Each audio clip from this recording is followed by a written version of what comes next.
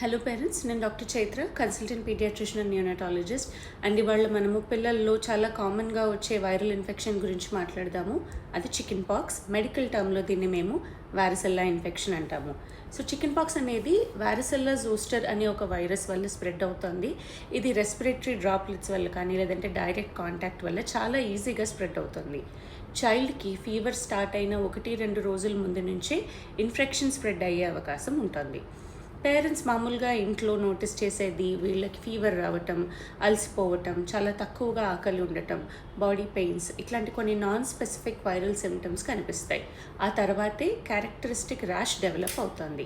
ఇవి మామూలుగా మొదట చిన్న మచ్చల్లాగా స్టార్ట్ అవుతాయి. తర్వాతే వీటిల్లో ఫ్లూయిడ్ నిండిపోయినట్టు, వాటిని వెసికల్స్ అంటాం మేము, అలా మారుతాయి. ఆ తర్వాత అవి క్రస్ట్ అయ్యి స్కాబ్ ఫార్మేషన్ జరుగుతుంది. ఈ డిఫరెంట్ స్టేజెస్ ఆఫ్ లీషన్ ఒకటేసారి కనిపించడం వారిసెల్లాకి క్లాసిక్ క్లినికల్ ఫీచర్.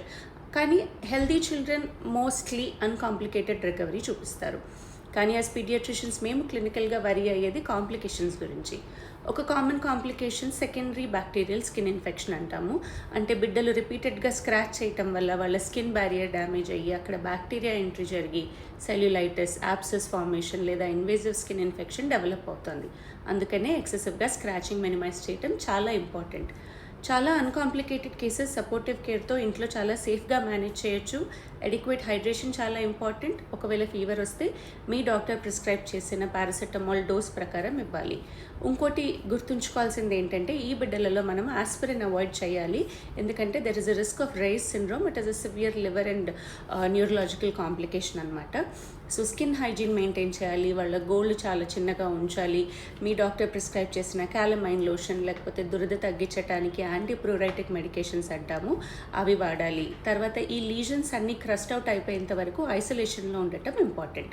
సో కొంతమంది పిల్లల్లో high risk children or severe disease కేసెస్లో మేము యాంటీవైరల్ థెరపీ కూడా కన్సిడర్ చేస్తాము, depending on timing and clinical severity. ఇప్పుడు prevention. Yes, there is effective vaccine available. Indian Academy of Paediatrics varicella vaccine చాలా స్ట్రాంగ్గా recommend చేస్తుంది.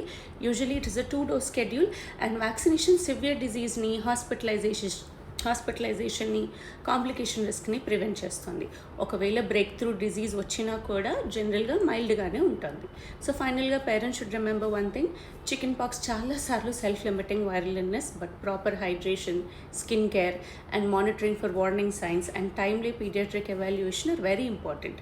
I hope this information was helpful, and for more pediatric and neonatal discussions, do follow along. Thank you.